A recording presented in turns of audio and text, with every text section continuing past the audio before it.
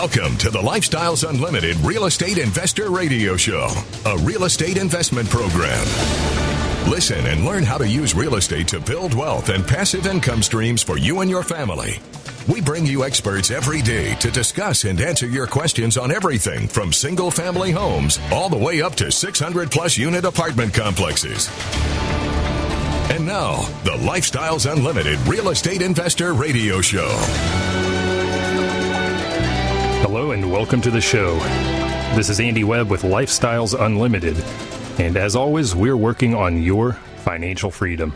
If you caught last week's show, I mentioned we'd be traveling a little bit farther up the road in our RV bunker. We are out and about tugging that thing around us here in South and East Texas. And we left the state park where we were on the Brazos, just east of Houston, or rather west of Houston. And we've now crossed 45, Interstate 45. We're coming to you live from Lake Livingston State Park. Beautiful area. I love the piney woods here, and I'm going to be bringing on Bill. Bill has been investing in this very area to get where we are today. We passed through Conroe. He's got an investment there. If you head due west of where I am right now, about 30 miles, no, not even that far, you'll get to Huntsville. He's done a deal just now in Huntsville, and we're going to hear about that one. And if you're not familiar with Huntsville, if you're catching the show maybe from outside of the state or a little bit farther afield, Huntsville is just about 200 miles south of Dallas-Fort Worth, 70 miles north of Houston, right on that I-45, that Interstate 45 corridor, about 50 miles east of College Station for the Aggies out there, just north of the Sam Houston National Forest. And it's one of the secondary and tertiary markets where deals are great, right? And this investor, Bill, he's been doing deals in those types of markets. So without any further ado, I just want to launch in, Bill. And first of all, welcome to the show. How are you doing today? Good, Andy. How are you? Hey, I am doing great. I am loving this this neck of the woods, so to speak, and we are in the woods right now.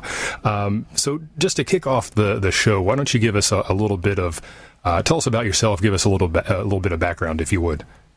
Sure. Well, I was in corporate America for 20 some odd years, and was with the first company I was with. We were very successful and grew the company, and it ended up getting sold, and I got released from my position. I said, well, how about that? So I went to another company and helped get it to a position where it could be sold, and the same thing happened again. So I said, well, this isn't good. So it's time to figure something out, and I decided to go to business for myself. So over the last 20 years, I've owned 10 quick loops, and where they change oil in the cars. And just recently, back in the fall of 17, I sold my last two and retired. And that lasted for about 6 or 8 weeks, and I got bored. And I had to listen to this guy on the phone called Bill Walmsley and telling me how you can make money in real estate. And, well, I had time on my hands. I had a little extra money. So I'm going to go down and see what he has to say. So I went down to a Thursday night 2-hour presentation, and it made a lot of sense to me. I said, okay, I'm going to go to the weekend presentation and spend 2 days and really dive into this and see if this is real. And I did, and I was absolutely blown away by what could be done if you followed the guidelines through Lifestyles. So I joined up with Lifestyles, and this is this would be it'd be winter 17, early 18. And I started my studying, and I studied for probably 3 months. I was on the computer constantly, going through all the training that Lifestyles had to offer, learning all of the different things that I wanted to, had to do. And I had specifically targeted multifamily because after going through the 2-day, I understood that that's where you could really affect the change in the valuation of properties. So about March of 18, I completed my studies with Lifestyles, hooked up with my mentor, Curtis, and I said, okay, Curtis, I'm ready. So we sat down, and he says, okay, here's what I want you to do. He says, I want you to buy your first multifamily in 2018. I want you to buy your second one in 2019 and be on the road to buy your third one in 2020. And that's what we've been able to do so far. So that is great. Yeah, it's worked out really well.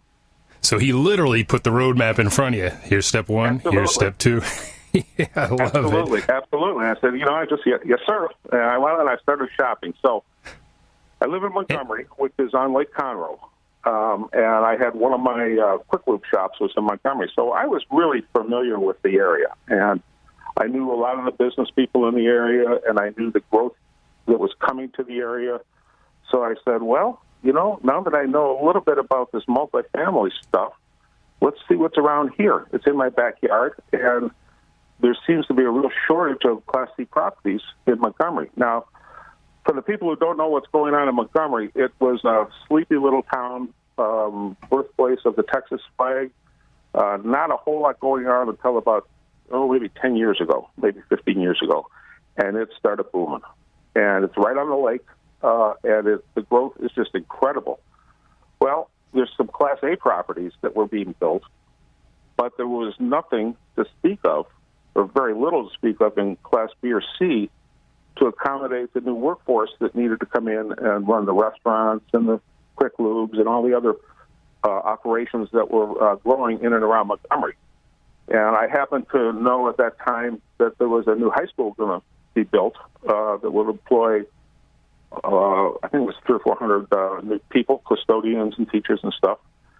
And it was just going to bring a lot more potential residents, tenants, into the area with no place to go. So I said, well, this sounds like a really good place to try and find a property. So I found one, 15 minutes from my house. It was a 16-unit in Montgomery, built in the early 80s, and it was brought to me by one of the lifestyles brokers. So I started doing all my due diligence on that, and that ultimately ended up being my first deal.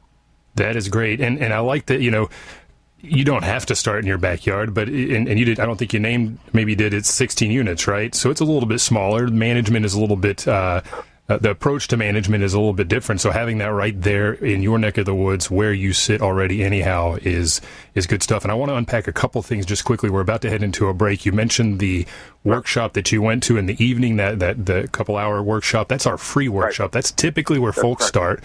Not doing that in person right now, but you can do that online. I'll give you the website here a little bit later. And then you went to joined the Financial Freedom Program, essentially, and went to the 2-day, which is where you learn on day 1 about single family, day 2 about multifamily. And you came away, right, packing, ready to go. Let's go get those apartments. Let's take those down. And then you met with your mentor, and that's exactly what you did. So, hey, stay tuned. We're going to head into a break. You're listening to the Lifestyles Unlimited Real Estate Investor Radio Show. I've got Bill with me today, and we'll be right back.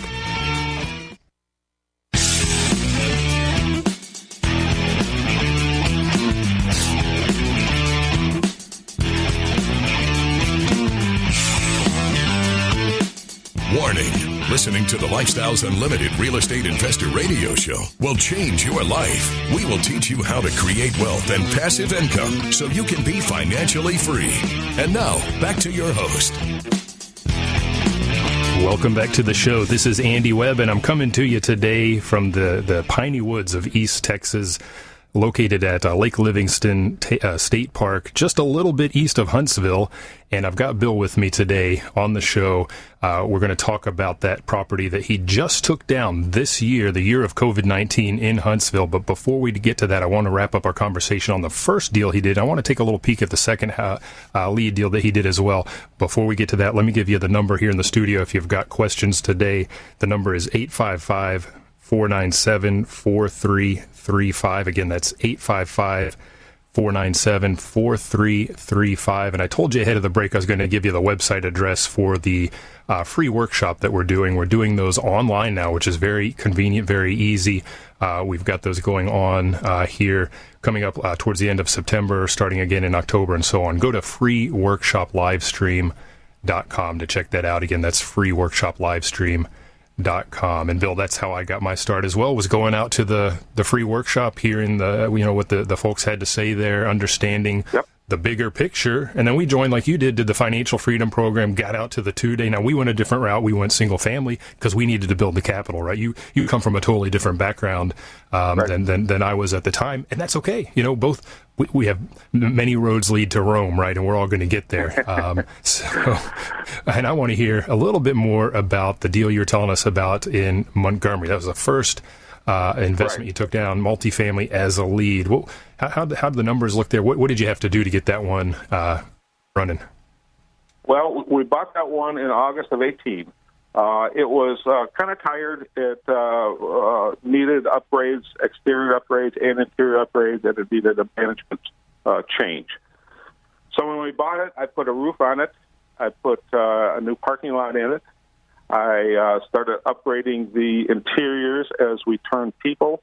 But the big thing we did immediately to change the profile is we changed the way that we collected rent, and we changed the way that tickets were produced for maintenance. The rent was being put into a slot in a mailbox in the laundry room when I got there. And I said, well, that's not going to work. So we call that old school, by the way. Yeah, well, you'd be surprised how much of it's still out there. So we changed over to software specific for multifamily. Everybody pays their rent online. They put their tickets in online. They communicate with me online. So since I'm running this myself, it's self-managed, it makes it so much easier because everything is consolidated into one area. I can see where we're at any point in time. So and we had a few residents there that were, I guess, less than desirable, and as their leases came due or their past due amounts built up a little bit, they were, the judge and I asked them to leave. And so we got them out. We got some new people in. And we ended up selling in November of 19, which is 13 months after we bought it. And the investors made a 62% return on their investment on that project. Yeah, that's a huge that's a huge return rather on such a short hold. Now, going into it, did you plan to just hold it for that short period of time, or did you have a longer timeline? I had initially planned to hold it for probably 3 or 4 years. But after the first year, I saw, well, most all of the upgrades were made. There's only so much more room I was going to have to raise rents in this particular piece of property. I said, I wanted to leave a little bit of meat on the bone for the next guy. So he had an incentive to buy it. And I said, it's time to take our money and move on to the next one. And that's exactly what we did. That's great. And, it's a smaller deal, 16 units, but I see that quite often. Investors, especially with their first deal as a lead or, a deal sponsor, you might call those, or a syndicator, they're taking on smaller projects and they have a longer horizon on them, but it's such a small complex. You're able to get everything done so much more quickly and really take it up to that point where you really want to get it far faster than you anticipated, sell that thing, get that cash out, and move on to bigger. It was important for me to verify, to validate that I could do this, that what I learned in Lifestyles would actually apply, and it absolutely did. Hey, 62% return. I think you did.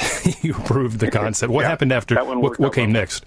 What was bigger and better? Next, what was the next deal? Willowbend in Conroe, which was a 30 unit, and it was more of a kind of a hybrid deal, a yield value play. It needed some upgrading, some interior upgrading. It was, I think when I bought it, about 85% occupied. So we went in and installed the software that allowed us to collect rent electronically. We did exterior upgrades and interior upgrades, and we put, again, self-managed. I'm doing this. This is about 20 minutes from my house. So I'm actually managing it myself. And we have been running at 100% occupancy now. I can't remember the last time we had we have one vacancy right now, but, we just don't have vacancies. I have people to put in. And we're able to creep the rents up a little bit each time we turn it. So we're getting somewhere in the neighborhood of a 7.5% to 9% cash return right now. But the valuation since we purchased it, of course, you don't know until you sell it, but I think it's gone up tremendously. Yeah, well, as you do that work and take the rents up, right?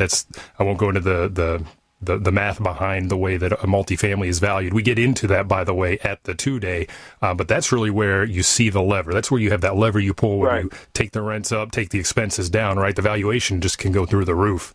You don't really get that on single family. Which is why I decided to go into multifamily instead of single family, because you can actually affect it yourself, as opposed to being a little more tied to market costs on single family. Yeah, I'm a single family investor. What do I have to do? I have to get in the MLS, check the comp, see what sold recently to figure out what my value is. I have to sit and wait, essentially. I want to unpack something you said there as well. You mentioned a yield play, you mentioned a hybrid play, and I think we're going to talk soon here when we get to Huntsville about a value play. Can you explain that very quickly, what each of those is in terms of apartment investing? A yield play is if you acquire an asset and it primarily is running the way it's supposed to run. So right out of the chute, you should be able to get some cash-on-cash return on it without having to put a lot of money from an investment standpoint in. It's a good asset to buy it. A hybrid play is kind of a yield play, but does need a little bit of help, where if you put some investment money in it and some time and effort and put the management the way it should be, it's going to return the kind of money you look for cash-on-cash. A value play is you got to put the effort in, you got to make the changes, you got to put this thing back in shape so it can then be, for the next guy, hopefully, when you sell it, a yield play, it'd be worth a lot more money. That's a good way to put it. You're basically bringing a disaster back to life, and I think we'll get to that here in a minute. And that's really where you're creating wealth. You might not even have cash flow for a period of time, right? Depends on occupancy, what you got to do to stabilize it, obviously. But yeah, yield play is instant cash flow. Value play is building equity. Hybrid is somewhere in between. Now, Bill, I hear the music coming on. We're going to take a break here. When we come back, I'd like to shift gears a little bit, talk a little bit more on this second deal you did in Conroe, how you displaced the folks, and then let's talk about Huntsville. Tell us what's going on in Huntsville. Why is it a good place to invest? You're listening to the Lifestyles Unlimited Real Estate Investor Radio Show. We will be right back.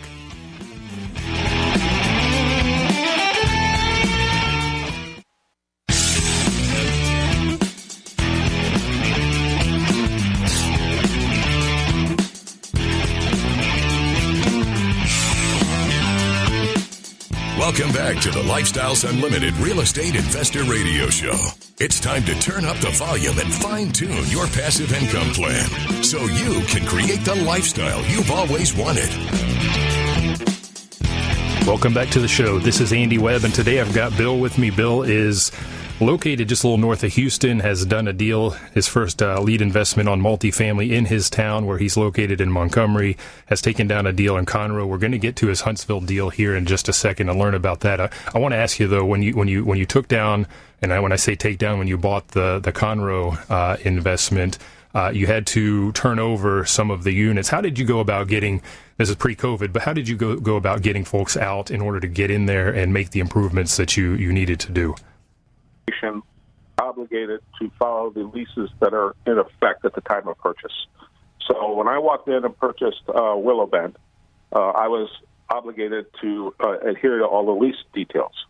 So if I had somebody in there that was questionable or needed to move on out, I looked at the lease and we determined, if they're paying rent on time and they're not adversely affecting the operation, they have a right to stay. However, if they don't pay rent or they're causing issues with other tenants, I have the right to evict them. And I did. And so we're able to get rid of those people that were not exactly the tenant profile that we were looking for, get better tenants in, and we've got a great tenant profile in there now. And that's part of turning the asset around. I know earlier we talked a lot about putting on the roof, doing the new interiors and stuff. That's only part of the picture. Right. The other part of the picture are the people that are occupying those units, of course. Right. And that's important as well. Okay, good deal. Now I want to shift. Everybody wants to live in a safe and clean environment, and anything that is going to jeopardize that really needs to go. Absolutely.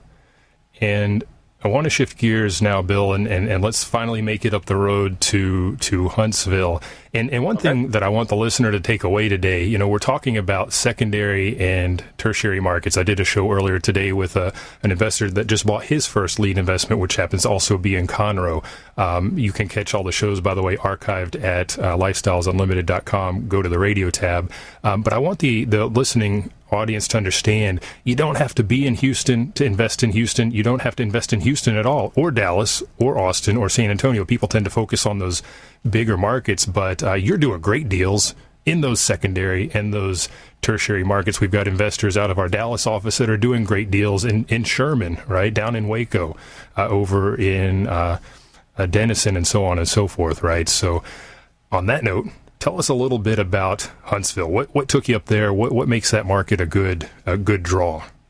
Well, for those people who don't know, Huntsville is about 20 minutes down I-45 from Conroe, up I-45 from Conroe. So the whole I-45 corridor is being rebuilt right now into, I think, 3 or 4 lanes between Conroe and Huntsville. Probably be another 6 or 8 or 10 months before it's done. But it's going to almost put Huntsville to a position where it can be a suburb of Conroe/the Woodlands, believe it or not, because it's 20 minutes from Huntsville to Conroe. So I looked at that and I said, this is really going to be, it's going to be a real different play here in another year or two. I also looked at the workforce in Huntsville. Huntsville is not as economically prosperous as Conroe. It's not bad, but it's not as prosperous, but it has a very stable workforce. They've got Texas Department of Corrections, which is the jail. They've got Sam Houston State University. We're not targeting students, but there's an awful lot of people that work at the university full-time, custodians, teachers, et cetera, et cetera. So there's a very, very stable workforce up there, and I like that. So I thought, well, all right, we have a stable workforce. We have a city that over the next few years could become a kind of a quasi-suburb, Woodlands and Conroe. I think I'm going to take a look at this. And we found this piece of property 2 blocks north of downtown that was pretty bad. It had been built in the 70s and mismanaged, I think, probably right from the get-go. And this is what we looked at, we call a very deep, deep value play, which means that we got to put a lot of time and money and effort into this thing to get it back up to the point where we want it. So this was just as COVID was starting back in, we closed on this in April. So I really was kind of on the fence. Well, do I want to move forward during COVID or should I wait? And I decided, the deal's the deal. I think it's going to be okay. COVID at some point is going to be over. And I've got an 18 to 24 month turnaround on this, and that's what we put into our analysis. It's going to take us 18 to 24 months to get this from where it is now to where we want it to be. Every unit has to be rehabbed. There has to be a lot of exterior rehab. We took it over at just slightly less than 50% occupancy. Drove it down to about 25% occupancy on purpose, getting rid of the people that we didn't want to stay there, and has subsequently in the last month or two leased up, I think, 6 or 7 units. So we're turning it around. It's still only around 50%, but it's starting to move the way we want it to. I had to move a lot of the existing tenants out before I could bring new tenants in, just because it was not a safe situation. If you understand what I mean, it's just Sure. I couldn't show the place to potential new tenants in the environment that we're in. So for the first 4 months, all we did was start our rehabs and utilize the leases that we had, and ask people to leave that were not contributing to the overall atmosphere of the place. And so we lost about 10 or 12 people. Brought us down to 25%. Yeah, but that was all part of the plan. It was okay. Sure. Well, birds of a feather flock together, right? So folks that are touring the place and see, I don't know, for lack of a better term, riffraff, well, they're going to say, I do not want to live here. Whereas those that are the riffraff, they're going to be saying, hey, I feel like I'm home here already. So we have to get rid of that. Yeah, we have to get rid of that profile before we could start showing it. So we only started marketing 2 or 3 weeks ago. We had a couple of people walk in off the street say, what are you doing in there with all the we had 3 construction crews at one time in there. And we showed up, and they said, wow, I used to know this place 5 years ago, and it was a dump. And I said, well, it's not going to be when we're done. They said, I can see that. I'll be back in 2 months. I want to rent a place. So, work gets around pretty fast. It does. It really does. And you said 18, did I hear you right? 18 to 24 month turnaround. Yes.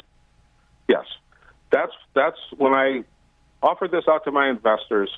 I said, listen, this is a deep, deep, deep value play. We budgeted $750,000 in rehab. I said, it's going to take us a little while to do this. We're going to have to get rid of some of the people that are there, and we have to follow the rules that are existing in the leases. And it's going to take a little while. Hopefully we can beat that, but that's what we budgeted for. We knew we were going to burn a little cash in the first few months, and we are. Not quite as bad as we thought we were, but we still are. And I'm starting to see the turnaround, and we're starting to get a lot of activity coming in. We just, like I said, we just started marketing 2-3 weeks ago, and we're starting to get a lot of inquiries. So I'm confident that we're going to get it to where we need it to be in quicker time than I originally forecast. I don't doubt it. Based on your corporate track record, turning things around to the point where they get rid of you because they don't need you anymore, right? And then your past two deals. How many units was? If they want to buy me out on this one, that's fine. Yeah. How many units is your Huntsville deal? This is 40 units. Wow. Okay. Wow. And you're taking it out that long. That is definitely a massive lift. Well, we're down to studs in a lot of our units from a rehab standpoint. I mean, it was very, very poorly managed, and everybody in Huntsville is not Houston. It's a smaller town. People know what's going on. I've had a number of people say, "Oh my goodness, you bought that?" And I said, "Well, yeah." I said, "Well, what are you going to do?" And I explained it to them. They said, "Oh, well, okay." So are you crazy, right? We better change the name. So we changed the name of it to give it a new, fresh face. And even the believe it or not, I'll tell you what, Bill, I'm going to interrupt you. We're going to head into a break. Okay. When we come back, I want to hear the name of that new place because I love the name. Okay. You're going to want to hear it too. Stay tuned. Here's Lifestyles Unlimited founder and CEO, self-made multimillionaire, and national radio host, Del Walmsley, on getting the information you need to get through this. So you ask yourself, isn't this the wrong time to get out of the stock market? Very well could be. But maybe it might go down. And then you ask yourself, man, if I would have had some of that money, I could have used it. People are going to be afraid. And the people who are in real estate that are losing money are going to be afraid. And they're going to want to get out. And when they do, we're going to be able to go in and buy at very advantageous prices that are going to change our family's future, quite honestly. So you need information on how to do that. You need the knowledge of how to get through this. You need to get into Lifestyles right now. Lifestyles Unlimited has been helping people succeed since 1990. Join us for our free online real estate workshop and learn the 7 principles we teach to run our businesses and provide for our families. Register at lifestylesunlimitedworkshop.com.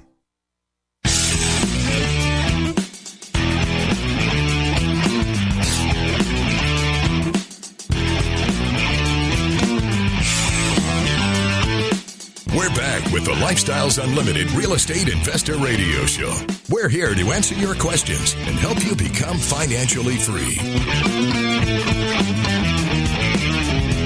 Welcome back to the show. This is Andy Webb, and today on the Lifestyles Unlimited Real Estate Investor Radio Show, I am coming to you from the Piney Woods in East Texas, a little south, or rather a little east of Sam Houston State Park, or National Forest rather, and just north of there, if you wander a little bit farther up I-45, you're going to pass that gigantic 67-foot tall statue of Sam Houston, and then you're going to arrive in Huntsville. And we're talking to Bill. He just took down a deal this year, closed in April, that is located in Huntsville. And Bill, we were describing this as a very heavy value add deal. We talked a little bit earlier in the show. You explained what a yield play is. That's basically buying cash flow. Now we're looking at a different type of deal, which is a value add deal where you're going to create a ton of equity.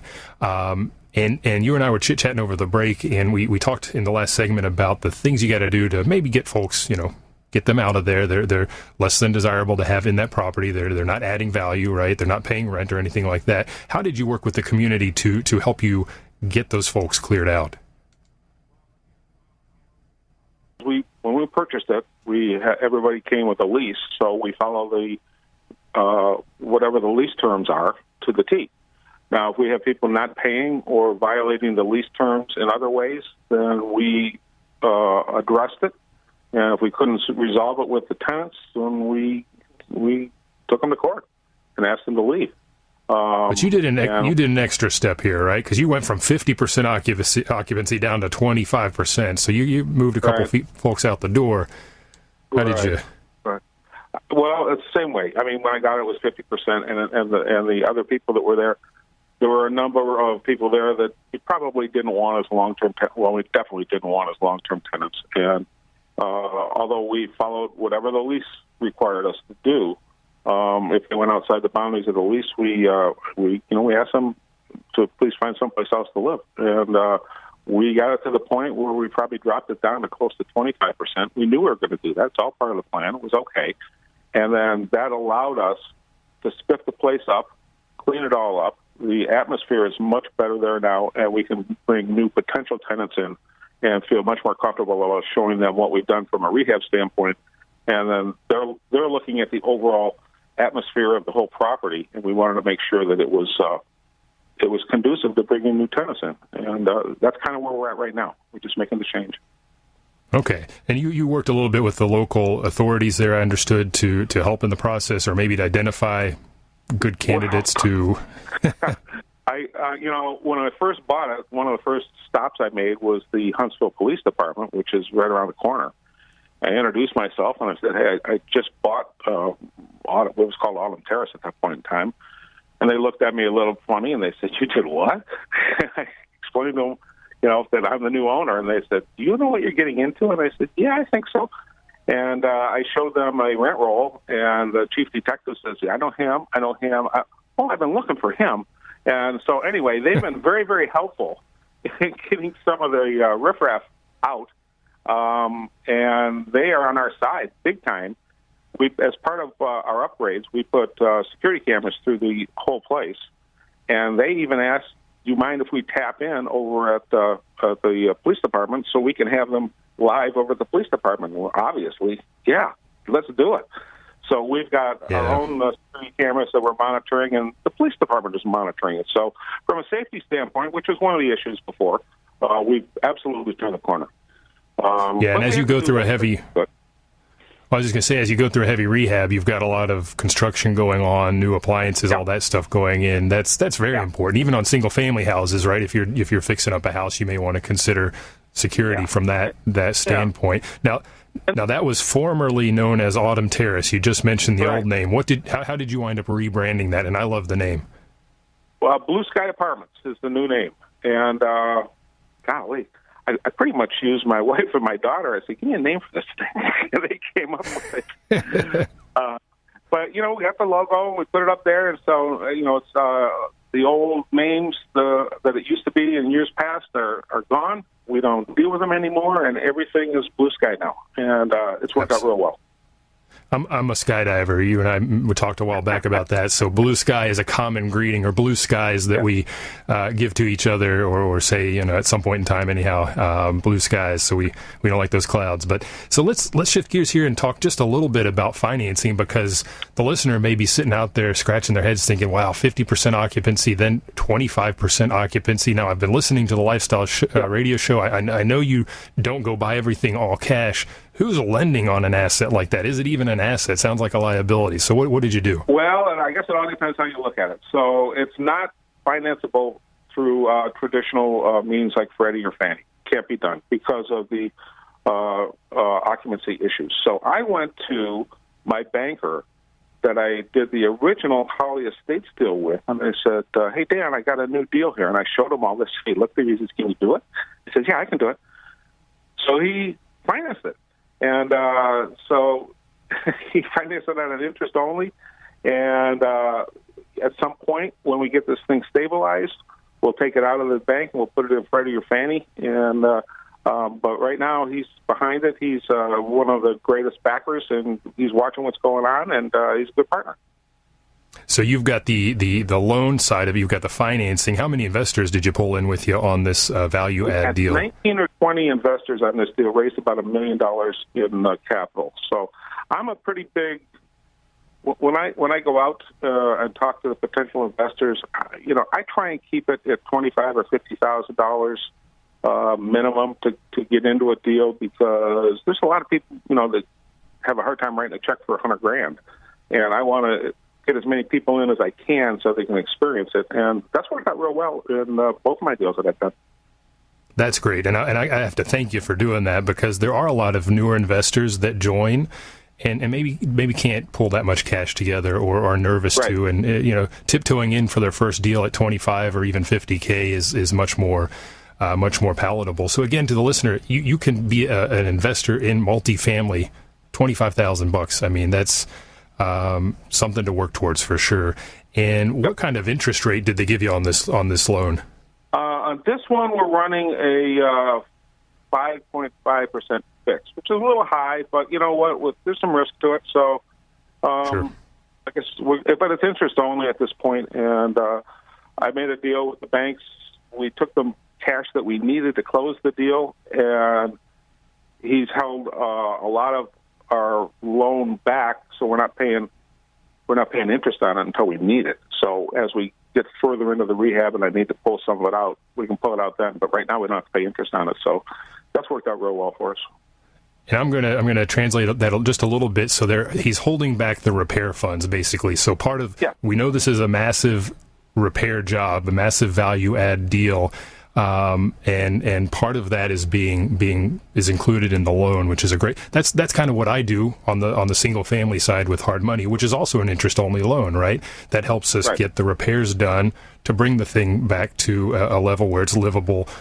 People want to live in it, right? So, giving you the interest only payments, hey, perfect. And you mentioned the Fannie and the Freddie loans. Yes, you have to have a certain level of occupancy to get those loans. They're going to be the cheapest money you can get, 3% and some change right now. So, but yeah, there's a little more risk, obviously, when you're taking it down to the studs. What's your rehab budget per door, roughly? Almost $20,000. Wow. Okay. I mean, I'll do $20K on a whole house, right? 1,500 square feet or so. No, that includes some exterior rehab too. Roofs were replaced 5 years ago, so we don't have to do the roofs. But we did some water mitigation and some other exterior stuff. So, but we're probably looking at putting inside the units on average, probably somewhere in the $14,000 or $15,000 range. Wow. Yeah, that is a massive lift for apartments. Yeah. I mean, I'll talk to folks that are doing 5, 6, maybe 7K. But again, a lot of these were literally down to the studs, and mismanagement was. I mean, they could never have gotten it to 100% because they were ruined on the inside. So we're starting from scratch in a lot of cases, bringing in cabinetry, bringing in plumbing, bringing in bathtubs. Everything. We've got just about a minute left in the show, Bill. I want to ask you, what does the future hold? What comes next? What's the next hot market that Bill's looking at? We've heard about Conroe, Montgomery, and now Huntsville. I like this area north of Houston. We talked earlier, I'm not a real big fan of Harris County. I operate in Montgomery County and Walker County. I have another investment outside of Lifestyles, outside in Minnesota. So I like north of Houston. I think the growth opportunity is tremendous. Woodlands has become its own employment center, and I'm considering Conroe and now Huntsville almost as suburbs of the Woodlands, and because it's getting very expensive to live in the Woodlands. So I like it up here. I know the area. Yeah. There's no reason to venture out at this point. Hey, and that's exactly, I heard something similar from my earlier guest, Brandon, talking about Conroe. Everyone's moving that way. So, hey, Bill, we're gonna call it a day.